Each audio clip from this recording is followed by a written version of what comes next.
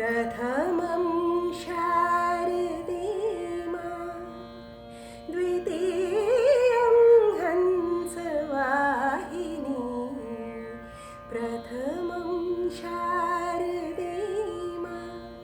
द्वितीयं हंसवाहिनी तृतीयं भारती नाम चतुर्थं तु सरस्वती तृतीयं भारती नाम चतुर्थं तु सरस्वती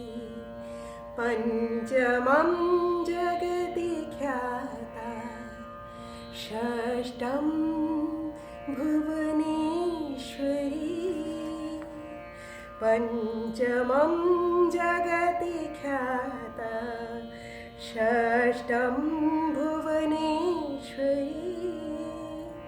सप्तमं